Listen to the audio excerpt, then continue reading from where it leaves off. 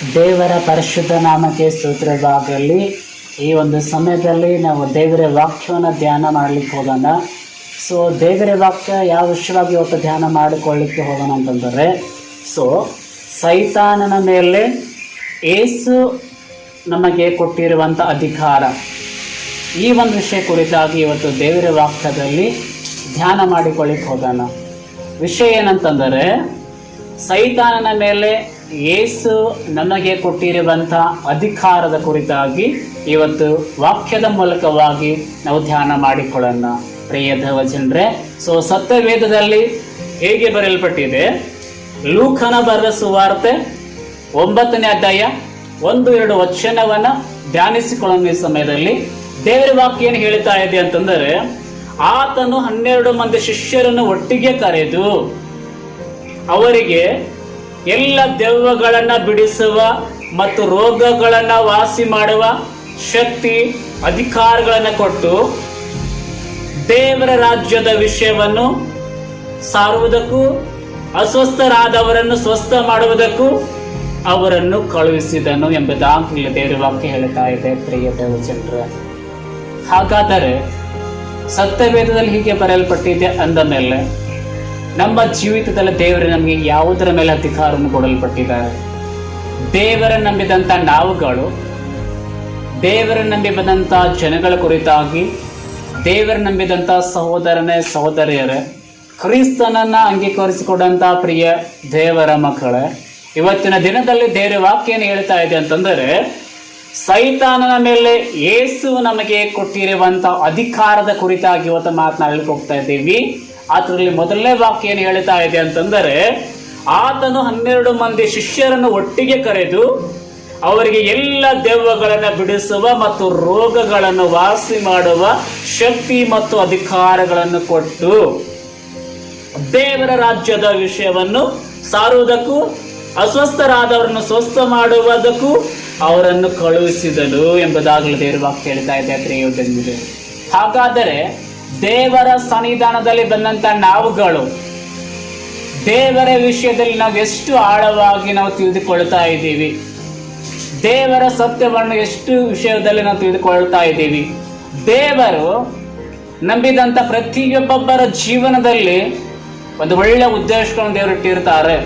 ಯಾಕಂತಂದರೆ ನಮ್ಮ ದೇವರು ಜೀವವುಳ್ಳ ದೇವರ ಹಾಕಿದ್ದಾರೆ, ನಮ್ಮ ದೇವರು ಜೀವಿಸುವ ದೇವರ ಹಾಕಿದ್ದಾರೆ, ನಮ್ಮ ದೇವರು ನಮ್ಮನ್ನು ಆಶೀರ್ವದಿಸುವಂತ ದೇವರಾಗಿದ್ದಾರೆ. ಅದಕ್ಕೋಸ್ಕರ ಇಲ್ಲಿ ವಾಕ್ಯ ಹೇಳ್ತಾ ಇದೆ, ಆತನು 12 ಮಂದಿ ಶಿಷ್ಯರನ್ನು ಒಟ್ಟಿಗೆ ಕರೆದು. ವಾಕ್ಯಲ್ಲಿ ಏನ್ ಹೇಳ್ತಾ ಇದೆ ಅಂತಂದ್ರೆ, ಯೇಸು ಕ್ರಿಸ್ತನು ತನ್ನ ಶಿಷ್ಯರು ಇರುವಂತ ಎಲ್ಲಾ 12 ಜನರನ್ನು ಕರೆದುಕೊಂಡು ಬೇರೆ ಬೇರೆಗೆ ಕರೆಯಲ್ಪಡ್ಲಿಲ್ಲ. ಅಲ್ಲಿ ಒಬ್ಬರಿಗೊಂದು ರೀತಿಯಲ್ಲಿ ದೇವರು ಮಾಡಲಿಲ್ಲ. ಅಲ್ಲಿ ವಾಕ್ಯ ಹೇಳ್ತಾ ಇದೆ, ಆತನು 12 ಮಂದಿ ಶಿಷ್ಯರನ್ನು ಒಟ್ಟಿಗೆ ಕರೆದು ಎಲ್ಲರನ್ನು ದೇವರು ಒಟ್ಟಿಗೆ ಸೇರಿಸಿ ಏನು ಹೇಳ್ತಾ ಇದ್ದಾರೆ ಅಂತಂದರೆ, ಅವರಿಗೆ ಎಲ್ಲ ದೆವ್ವಗಳನ್ನು ಬಿಡಿಸುವ ಮತ್ತು ರೋಗಗಳನ್ನು ವಾಸಿ ಮಾಡುವ ಶಕ್ತಿ ಅಧಿಕಾರಗಳನ್ನು ಕೊಟ್ಟರು ಎಂಬುದಾಗಲೂ ವಾಕ್ಯ ಹೇಳ್ತಾ ಇದೆ. ಪ್ರಿಯ ದೇವಜನರೇ, ಇವತ್ತಿನ ದಿನದಲ್ಲಿ ನಮ್ಮ ಜೀವಿತದಲ್ಲಿ ನಾವು ಎಷ್ಟೋ ದಿನಗಳಿಂದ ಪ್ರಾರ್ಥನೆ ಮಾಡ್ತಾ ಇರ್ತೀವಿ, ಎಷ್ಟೋ ದಿನಗಳಿಂದ ಉಪವಾಸ ಮಾಡ್ತಾ ಇರ್ತೀವಿ, ಎಷ್ಟೋ ದಿನಗಳಿಂದ ಸತ್ಯದ ಜ್ಞಾನನ ಮಾಡ್ತಾ ಇರ್ತೀವಿ. ಆದರೆ ಕೂಡ ನಮ್ಮ ಜೀವಿತದಲ್ಲಿ ಬದಲಾವಣೆ ಕಾಣದೆ ಹೋದ ಸಂದರ್ಭದಲ್ಲಿ, ನಮ್ಮ ಜೀವಿತದಲ್ಲಿ ಆಶೀರ್ವಾದ ಸಿಗದ ಸಂದರ್ಭದಲ್ಲಿ, ನಮ್ಮ ಜೀವಿತದಲ್ಲಿ ಅನೇಕ ರೀತಿಯಲ್ಲಿ ಬಲಹೀನತೆಯಲ್ಲಿ ಇರುವಂತಹ ಸಂದರ್ಭದಲ್ಲಿ ನಾವು ದೇವರಲ್ಲಿರುವಂಥ ನಂಬಿಕೆಯನ್ನ ಕ್ರಮೇಣವಾಗಿ ಕಳೆದುಕೊಂಡು ಬರ್ತಾ ಇರ್ತೀವಿ. ಪ್ರಿಯ ಸಹೋದರನೇ, ಪ್ರಿಯ ಸಹೋದರಿ, ಇವತ್ತಿನ ದಿನದಲ್ಲಿ ಯೇಸು ಕ್ರಿಸ್ತನ ನಂಬಿದಂಥ ಪ್ರತಿಯೊಬ್ಬ ದೇವರ ಮಕ್ಕಳಿಗೆ ಕೂಡ ದೇವರು ಹೇಳ್ತಾ ಇರೋದು ಏನಂತಂದರೆ, ಎಲ್ಲ ಅಧಿಕಾರವನ್ನು ದೇವರು ಕೊಡಲ್ಪಟ್ಟಿದ್ದಾರೆ. ಹಾಗಾದರೆ ಆ ಅಧಿಕಾರನ ಹೊಂದ್ಕೊಳ್ಳಲ್ಪಡಬೇಕಾದರೆ ನಾವು ದೇವರನ್ನು ಸಂಪೂರ್ಣವಾಗಿ ನಂಬಿದ್ದೀವ, ಕ್ರಿಸ್ತನನ್ನು ಸಂಪೂರ್ಣವಾಗಿ ಅಂಗೀಕರಿಸಲ್ಪಟ್ಟಿದ್ದೀವ. ವಾಕ್ಯ ಹೇಳ್ತಾ ಇದೆ, ಆತನು 12 ಮಂದಿ ಶಿಷ್ಯರನ್ನು ಒಟ್ಟಿಗೆ ಕರೆದು ಅವರಿಗೆ ಎಲ್ಲ ದೆವ್ವಗಳನ್ನು ಬಿಡಿಸುವ ಮತ್ತು ರೋಗಗಳನ್ನು ವಾಸಿ ಮಾಡುವ ಶಕ್ತಿ ಅಧಿಕಾರಗಳನ್ನು ಕೊಟ್ಟನು ಎಂಬುದಾಗಲೂ ವಾಕ್ಯ ಹೇಳ್ತಾ ಇದೆ. ಹಾಗಾದರೆ ನಮ್ಮ ಜೀವಿತದಲ್ಲಿ ಆಶೀರ್ವಾದಗಳು ಬರಬೇಕಾದರೆ, ಬಿಡುಗಡೆಗಳನ್ನು ಹೊಂದಲ್ಪಡಬೇಕಾದರೆ, ನಾವು ಸೌಖ್ಯವಾಗಿರಬೇಕಾದರೆ, ನಾವು ಆರೋಗ್ಯವುಳ್ಳವರಾಗಿರಬೇಕಾದರೆ ನಾವು ದೇವರನ್ನ ಸಂಪೂರ್ಣವಾಗಿ ನಂಬಿದೀವ, ನಮ್ಮ ಶರೀರ, ನಮ್ಮ ಆತ್ಮ, ನಮ್ಮ ಪ್ರಾಣನ ಸಂಪೂರ್ಣ ದೇವರು ಒಪ್ಪಿಸಲ್ಪಟ್ಟಿದ್ದೀವ. ಒಪ್ಪಿಸಿಕೊಟ್ಟು ದೇವರ ಸನ್ನಿಧಾನದಲ್ಲಿ ನಾವು ಆರಾಧನೆ ಮಾಡ್ತಾ ಇದ್ದೀವ, ಪ್ರಾರ್ಥಿಸಲ್ಪಡ್ತಾ ಇದ್ದೀವ. ನಮ್ಮನ್ನು ನಾವು ಪರೀಕ್ಷೆ ಮಾಡಿಕೊಳ್ಳುವಂತ ಸಮಯ ಅದು ಈ ಸಮಯವಾಗದ ಪ್ರಿಯವಾದ ಜನರೇ. ಇವತ್ತಿನ ದಿನದಲ್ಲಿ ವಾಕ್ಯ ಹೇಳ್ತಾ ಇದೆ, 12 ಜನ ಶಿಷ್ಯರನ್ನು ಒಟ್ಟಿಗೆ ಕರೆದು ಅವರು ಹೇಳ್ತಾ ಇದ್ದಾರೆ, ದೇವರ ವಾಕ್ಯದಲ್ಲಿ ಬರೆಯಲ್ಪಟ್ಟಿದೆ, ದೆವ್ವಗಳನ್ನು ಬಿಡಿಸೋದಕ್ಕೂ ಮತ್ತು ರೋಗಗಳನ್ನು ವಾಸಿ ಮಾಡೋದಕ್ಕೂ ಶಕ್ತಿ ಮತ್ತು ಅಧಿಕಾರವನ್ನು ಕೊಟ್ಟು ದೇವರ ರಾಜ್ಯದ ವಿಷಯವನ್ನು ಸಾರುವುದಕ್ಕೂ ಅಸ್ವಸ್ಥರಾದವರನ್ನು ಸ್ವಸ್ಥ ಮಾಡುವುದಕ್ಕೂ ಅವರನ್ನು ಕಳಿಸಿದನು ಎಂಬುದಾಗಿ. ಸೊ ದೇವರು 12 ಜನರ ಶಿಷ್ಯರನ್ನು ಕರೆದುಕೊಂಡು ಒಟ್ಟಿಗೆ ಅವರೆಲ್ಲರನ್ನು ಸೇರಿಸಿ ದೇವರು ಹೇಳ್ತಾರೆ, ರೋಗಗಳನ್ನು ವಾಸಿ ಮಾಡೋದಕ್ಕೋಸ್ಕರ, ದೆವ್ವಗಳನ್ನು ಬಿಡಿಸುವುದಕ್ಕೋಸ್ಕರ ಅವರೆಲ್ಲರನ್ನ ಒಟ್ಟಿಗೆ ಕರೆದುಕೊಂಡು ದೇವರು ಹೇಳ್ತಾರೆ ಎಂಬುದಾಗಲೂ ವಚನ ಹೇಳ್ತಾ ಇದೆ. ಪ್ರಿಯ ದೇವಜನರೇ, ಹಾಗಾದರೆ ನಮ್ಮ ಜೀವಿತದಲ್ಲಿ ರೋಗಗಳಿದ್ದಾವ, ನಮ್ಮ ಜೀವಿತದಲ್ಲಿ ವ್ಯಾಧಿಗಳಿದ್ದಾವ, ನಮ್ಮ ಜೀವಿತದಲ್ಲಿ ಸೈತಾನ ಶೋಧನೆಗಳಿಗೆ ನಾವು ಒಳಗಾಗಲ್ಪಡ್ತಾ ಇದ್ದೀವ, ನಮ್ಮ ಜೀವಿತದಲ್ಲಿ ಸೈತಾನ ಅಧೀನದಲ್ಲಿ ನಾವು ಜೀವಿಸಲ್ಪಡ್ತಾ ಇದ್ದೀವ, ಪಾಪದ ಬಂಧನಗಳಿಗೆ ನಾವು ಒಳಗಾಗಲ್ಪಡ್ತಾ ಇದ್ದೀವ, ಶಾಪಗಳು ದಿನ ದಿನ ನಮ್ಮ ಜೀವಿತದಲ್ಲಿ ಅದೇ ರೀತಿಯಲ್ಲಿ ಬರ್ತಾ ಇದ್ದಾವ.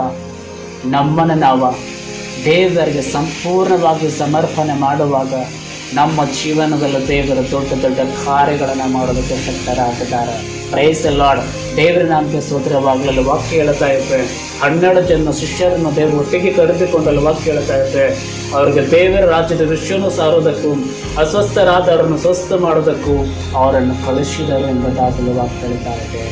Price the lord. ಪ್ರಿಯ ದೈವಜನರೇ, ಇವತ್ತಿನ ದಿನದಲ್ಲಿ ನಮ್ಮ ಜೀವಿತದಲ್ಲಿ ಅನೇಕ ರೋಗಿಗಳಿರ್ಬೋದು, ವ್ಯಾಧಿಗಳಿರ್ಬೋದು, ಸಮಸ್ಯೆಗಳಿರ್ಬೋದು, ರೋಗದಲ್ಲಿ ಹಾಸಿಗೆ ಮೇಲೆ ಮಲಗಿರಬಹುದು. ಆದರೆ ಇಲ್ಲಿ ವಾಕ್ಯ ಹೇಳ್ತಾ ಇದೆ, ತನ್ನ 12 ಜನ ಶಿಷ್ಯರನ್ನ ದೇವರು ಒಟ್ಟಿಗೆ ಕರೆದುಕೊಂಡವರಿಗೆ ಎಲ್ಲ ದೆವ್ವಗಳನ್ನು ಬಿಡಿಸುವಂಥ, ರೋಗಗಳನ್ನು ವಾಸಿ ಮಾಡುವಂಥ, ಆಮೇಲೆ ಅಸ್ವಸ್ಥರಾದವರನ್ನು ಸ್ವಸ್ಥ ಮಾಡುವಂಥ ಅಧಿಕಾರವನ್ನು ದೇವರು ನಮಗೆ ಕೊಡಲ್ಪಟ್ಟಿದ್ದಾರೆ ಎಂಬುದಾಗಿ ಅಲ್ಲಿ ವಾಕ್ಯದ ಭಾಗದಲ್ಲಿ ಬರೆಯಲ್ಪಟ್ಟಿದೆ. ಪ್ರಿಯ ದೇವಜನರೇ, ಈ ಲೋಕದ ಎಲ್ಲ ಮನುಷ್ಯರನ್ನು ತಿರಸ್ಕಾರ ಮಾಡಿದ್ರು ಕೂಡ ದೇವರು ಎಲ್ಲ ದೆವ್ವಗಳ ಮೇಲೆ, ರೋಗಗಳ ಮೇಲೆ ನಮಗೆ ಅಧಿಕಾರವನ್ನು ಕೊಡಲ್ಪಟ್ಟಿದ್ದಾರೆ. ಅದಕ್ಕೋಸ್ಕರ ಇಲ್ಲಿ ವಾಕ್ಯ ಹೇಳ್ತಾ ಇದೆ, ಸೊ ಎಲ್ಲ ದೆವ್ವಗಳನ್ನು ಬಿಡಿಸುವಂಥ ಅಧಿಕಾರ, ರೋಗಗಳನ್ನು ವಾಸಿ ಮಾಡುವಂಥ ಅಧಿಕಾರ, ಅಸ್ವಸ್ಥರಾಗಿರುವವರನ್ನು ಸ್ವಸ್ಥ ಮಾಡುವಂಥ ಅಧಿಕಾರ ದೇವರು ನಮ್ಮೆಲ್ಲರಿಗೂ ಕೊಡುವಂತರಾಗಿದ್ದಾರೆ. ಯಾಕಂತಂದರೆ ನಾವು ನಂಬಿರುವಂಥ ದೇವರು ಜೀವಿಸುವಂಥ ದೇವರಾಗಿರುವಾಗ, ಜೀವವುಳ್ಳ ದೇವರಾಗಿರುವಾಗ, ನಮ್ಮ ಪ್ರಾರ್ಥನೆ ಕೇಳುವಂಥ ದೇವರಾಗಿರುವಾಗ, ನಮ್ಮ ಕಣ್ಣೀರನ್ನು ಒರೆಸುವಂಥ ದೇವರಾಗಿರುವಾಗ, ಈ ಲೋಕದ ಯಾವುದೇ ಸಮಸ್ಯೆಗಳಿಗೆ ನಾವು ಒಳಗಾಗಲಾರದೆ, ಈ ಲೋಕದ ಬೈಕ್ಗಳಿಗೆ ಒಳಗಾಗಲಾರದೆ, ಲೋಕದ ಆಸೆ ಆಕಾಂಕ್ಷೆಗಳ ಒಳಗಾಗಲಾರದೆ ದೇವರ ಸನ್ನಿಧಾನದಲ್ಲಿ ನಮ್ಮನ್ನು ನಾವು ಸಮರ್ಪಣೆ ಮಾಡಿಕೊಳ್ಳುವುದಾದರೆ ದೇವರು ನಮಗೆ 12 ಜನರಿಗೆ ಕೊಡಲ್ಪಟ್ಟಂಥ ಒಂದು ಅಧಿಕಾರವನ್ನು ದೇವರು ನಮಗೆ ಕೊಡುವಾತರಾಗಿದ್ದಾರೆ. Price the lord. ದೇವರ ನಾಮಕ್ಕೆ ಮಹಿಮೆ ಉಂಟಾಗಲಿ, ದೇವರ ನಾಮಕ್ಕೆ ಸ್ತೋತ್ರ ಉಂಟಾಗಲಿ. ದೇವರು ಒಬ್ಬರಿಗೆ ಒಂದು ರೀತಿಯಲ್ಲಿ ಇನ್ನೊಬ್ಬರಿಗೆ ಒಂದು ರೀತಿಯಲ್ಲಿ ಭೇದ ಭಾವ ಮಾಡಲಿಲ್ಲ. ಅಲ್ಲಿ ವಾಕ್ಯದಲ್ಲಿ ಬರೆಯಲ್ಪಟ್ಟಿದೆ, 12 ಜನ ಶಿಷ್ಯರನ್ನು ದೇವರು ಒಟ್ಟಾಗಿ ಕರೆದುಕೊಂಡಲ್ವ ವಾಕ್ಯದಲ್ಲಿ ಹೇಳ್ತಾ ಇದೆ. 12 ಜನ ಶಿಷ್ಯರನ್ನು ಒಟ್ಟಾಗಿ ಕರೆದುಕೊಂಡು ಆದಮೇಲೆ ಅವರಿಗೆ ಎಲ್ಲ ದೆವ್ವಗಳನ್ನು ಬಿಡಿಸುವಂಥ, ಆಮೇಲೆ ರೋಗದಲ್ಲಿರುವಂಥ ಜನಗಳನ್ನು ಸೌಖ್ಯ ಮಾಡುವಂಥ, ಅಸ್ವಸ್ಥರಾಗಿರುವಂಥ ಜನಗಳಿಗೆ ಸ್ವಸ್ಥತೆ ಮಾಡುವಂಥ ಅಧಿಕಾರವನ್ನು ದೇವರು ಕೊಡಲ್ಪಟ್ಟಿದ್ರು ಎಂಬುದಾಗಿ ವಚನದಲ್ಲಿ ಬರೆಯಲ್ಪಟ್ಟಿದೆ.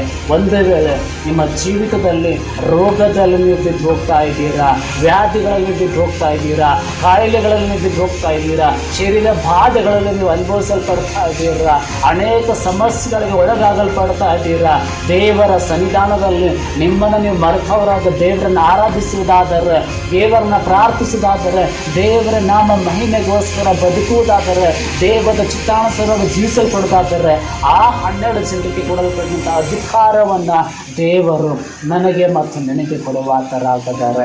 ಪ್ರಿಯ ದೇವಜನರೇ, ಇವತ್ತಿನ ದಿನದಲ್ಲಿ ನಮ್ಮ ಜೀವಿತದಲ್ಲಿ ಆಶೀರ್ವಾದಗಳನ್ನು ಹೊಂದಲ್ಪಡಬೇಕಾದರೆ ನಾವು ದೇವರನ್ನು ಎದ್ದು ನೋಡುವುದಾದರೆ, ದೇವರಿಗೆ ನಮ್ಮ ಜೀವಿತದಲ್ಲಿ ಮೊದಲೇ ಸ್ಥಾನ ಕೊಡೋದಾದರೆ ಎಲ್ಲ ಅಧಿಕಾರವನ್ನು ದೇವರು ಕೊಡುವಾತರಾಗಿದ್ದಾರೆ.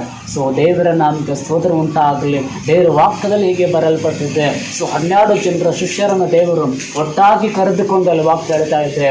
ಸೊ ಎಲ್ಲರಿಗೂ ಎಲ್ಲ ದೆವ್ವಗಳನ್ನು ಬಿಡಿಸುವಂಥ ಅಧಿಕಾರ, ಎಲ್ಲ ರೋಗಗಳನ್ನು ವಾಸಿ ಮಾಡುವಂಥ ಅಧಿಕಾರ, ಅಸ್ವಸ್ಥರಾಗಿರುವಂಥ ಜನಗಳಿಗೆ ಸ್ವಸ್ಥ ಮಾಡುವಂಥ ಅಧಿಕಾರವನ್ನು 12 ಜನರಿಗೆ ಕೊಟ್ಟಂಥ ದೇವರು ಇವತ್ತಿನ ದಿನದಲ್ಲಿ ನನ್ನ ಮತ್ತು ನಿಮ್ಮ ಜೀವಿತದಲ್ಲಿ ಕೊಡುವ ಥರ ಆಗಿದ್ದಾರೆ. ಪ್ರಿಯ ದೇವಜನರೇ, ಇವತ್ತಿನ ದಿನದಲ್ಲಿ ನಾವು ಯಾವುದೇ ವಿಷಯದಲ್ಲಿ ತಲೆ ಕೆಡಿಸ್ಕೊಳ್ಳಲಾರದೆ, ಯಾವುದೇ ವಿಷಯದ ಟೆನ್ಷನ್ ತೆಗೆದುಕೊಳ್ಳಲಾರದೆ, ಎಲ್ಲ ವಿಷಯಗಳನ್ನು ದೇವರಿಗೆ ಒಪ್ಪಿಸಿಕೊಟ್ಟು ಪ್ರಾರ್ಥನೆ ಮಾಡೋದಾದರೆ, ನಮ್ಮ ಶರೀರ ಅಥವಾ ಪ್ರಾಣ ಸಂಪೂರ್ಣವಾಗಿ ದೇವರು ಒಪ್ಪಿಸಿಕೊಟ್ಟು ಪ್ರಾರ್ಥನೆ ಮಾಡೋದಾದರೆ, ನಮ್ಮ ಜೀವಿತದಲ್ಲಿ ದೇವರ ದೊಡ್ಡ ದೊಡ್ಡ ಕಾರ್ಯ ಮಾಡೋದಕ್ಕೆ ಶಕ್ತರಾಗಿದ್ದಾರೆ. ಅದಕ್ಕೋಸ್ಕರ ದೇವರ ವಾಕ್ಯ ಹೇಳ್ತಾ ಇದೆ, 12 ಜನರಿಗೆ ಕೊಡಲ್ಪಟ್ಟಂಥ ಅಧಿಕಾರವನ್ನು ನನಗೆ ಮತ್ತು ನಿಮಗೆ ಕೊಡುವಾತನು ನನ್ನ ನಿನ್ನ ದೇವರಾಗಿದ್ದಾರೆ. ಪ್ರಿಯ ದೇವಜನರೇ, ನಮ್ಮನ್ನು ಮರೆತವರಾಗಿ ದೇವರನ್ನು ಆರಾಧಿಸುವಾಗ, ಪ್ರಾರ್ಥಿಸುವಾಗ, ನಮ್ಮ ಶರೀರ ಆತ್ಮ ಪ್ರಾಣ ದೇವರು ಸಂಪೂರ್ಣವಾಗಿ ಒಪ್ಪಿಸಿಕೊಡುವಾಗ ನಮ್ಮದೆಲ್ಲ ರೀತಿಯಲ್ಲಿ ದೇವರು ಅದ್ಭುತ ರೀತಿಯಲ್ಲಿ ಅತಿಶಯವಾಗಿ ದೇವರು ನಮ್ಮನ್ನು ಆಶೀರ್ವಾದ ಮಾಡಿ ತೆಗೆದುಕೊಂಡು ಹೋಗೋದಕ್ಕೆ ಸಿದ್ಧರಾಗಿದ್ದಾರೆ. ಒಂದೇ ವೇಳೆ ಇವತ್ತಿನ ದಿನದಲ್ಲಿ ಪ್ರಿಯ ಸಹೋದರನೇ, ಪ್ರಿಯ ಸಹೋದರಿಯರೇ, ಯಾವುದೇ ಒಂದು ರೋಗದಲ್ಲಿ ನೀವು ಬಿದ್ದು ಹೋಗ್ತಾ ಇರೋದಾದರೆ, ಸೈತಾನಿನ ಬಂಧನಗಳಿಗೆ ಒಳಗಾಗ್ತಾ ಇರೋದಾದರೆ, ಈ ವಾಕ್ಯದ ಮೂಲಕವಾಗಿ ದೇವರನ್ನು ಆಶೀರ್ವದಿಸಲಿಕ್ಕೆ ಸಿದ್ಧರಾಗಿದ್ದಾರೆ. ಈ ವಾಕ್ಯದ ಮೂಲಕವಾಗಿ ದೇವರು ನಿಮ್ಮ ಜೀವಿತನ ಬದಲಾಯಿಸೋದಕ್ಕೆ ಶಕ್ತರಾಗಿದ್ದಾರೆ. ಈ ವಾಕ್ಯದ ಮೂಲಕವಾಗಿ ನಿಮ್ಮ ಕುಟುಂಬನ ಬದಲಾಯಿಸೋದಕ್ಕೆ ಶಕ್ತರಾಗಿದ್ದಾರೆ. ಈ ವಾಕ್ಯದ ಮೂಲಕವಾಗಿ ದೇವರು ನಿಮ್ಮ ಶರೀರದ ಪ್ರತಿಯೊಂದು ಭಾಗಗಳಿರುವಂಥ ಎಲ್ಲ ರೋಗಗಳನ್ನು, ಎಲ್ಲ ವ್ಯಾಧಿಗಳನ್ನು, ಎಲ್ಲ ಕಾಯಿಲೆಗಳಿಂದ ಬಿಡುಗಡೆ ಮಾಡುವಂಥ ದೇವರು ನನ್ನ ಮತ್ತು ನಿಮ್ಮ ದೇವರಾಗಿದ್ದಾರೆ. ನಂಬುವವರಿಗೆ ಎಲ್ಲವೂ ಆಗುವುದೆಂಬುದಾಗಿ ಸತ್ಯದಲ್ಲಿ ಬರಲ್ಪಟ್ಟಿದೆ. ಪ್ರಿಯ ದೇವರೇ, ಅದಕ್ಕೋಸ್ಕರ ಇಲ್ಲಿ ವಾಕ್ಯ ಹೇಳ್ತಾ ಇದೆ, ದೇವರು 12 ಜನ ಶಿಷ್ಯರನ್ನು ಒಟ್ಟಿಗೆ ಕರೆದುಕೊಂಡು ಹೇಳ್ತಾ ಇದ್ದಾರೆ, ದೇವರುಗಳನ್ನ ಬಿಡಿಸುವಂಥ, ರೋಗಗಳನ್ನು ವಾಸಿ ಮಾಡುವಂಥ, ಅಸ್ವಸ್ಥರಾಗಿರುವಂಥ ಸ್ವಸ್ಥ ಮಾಡುವಂಥ ಅಧಿಕಾರವನ್ನು ದೇವರು ಕೊಡಲು ಪಟ್ಟಿದ್ರೆ ಎಂಬುದಾಗಿ ದೇವರ ವಚನವನ್ನು ಧ್ಯಾನಿಸಲ್ಪಡ್ತಾ ಇದ್ದೇವೆ. ದೇವರನ್ನು ಬಿದ್ದಂಥ ನಾವುಗಳು ಇವತ್ತು ದೇವರ ವಾಕ್ಯದ ಪ್ರಕಾರ ಜೀವಿಸಿದಾದರೆ, ಇವತ್ತು ನಿಮ್ಮ ಜೀವಿತಗಳು, ನಿಮ್ಮ ಕುಟುಂಬಗಳು, ನೀವು ಮಾಡುವಂಥ ಎಲ್ಲ ಕೆಲಸ ಕಾರ್ಯಗಳಲ್ಲಿ ದೇವರು ಜೀವನ ಕೊಡುವಂಥ ದೇವರು ನನ್ನ ನಿನ್ನ ದೇವರಾಗಿದ್ದಾರೆ. ದೇವರ ತಾನೇ ಈ ವಾಕ್ಯವನ್ನು ಆಶೀರ್ವದಿಸಲು ನಿಮ್ಮ ಕುಟುಂಬಗಳನ್ನು, ನಿಮ್ಮ ಸಭೆಗಳನ್ನು, ನಿಮ್ಮ ಸೇವೆಗಳನ್ನು, ನೀವು ಮಾಡುವಂಥ ಎಲ್ಲ ಕೆಲಸ ಕಾರ್ಯಗಳಲ್ಲಿ ದೇವರ ಕೃಪೆ ನಿಮ್ಮಲ್ಲಿ ಇರಲೆಂಬುದಾಗಿ ನನ್ನ ದೇವರ ಸನ್ನಲ್ಲಿ ಪ್ರಾರ್ಥಿಸುವಂತೆ ನಾನು ದೇವರ ಎಲ್ಲ ಕುಟುಂಬಗಳನ್ನು ಆಶೀರ್ವದಿಸಲ್ಪಡಲಿ. ಯೇಸು ಕ್ರಿಸ್ತನ ಮಧುರ ನಾಮದಲ್ಲಿ ಬಡಿ ಪ್ರಾರ್ಥಿಸ್ತಾ ಇದ್ದಾರೆ ನಮ್ಮ ಜೀವನದಲ್ಲಿ.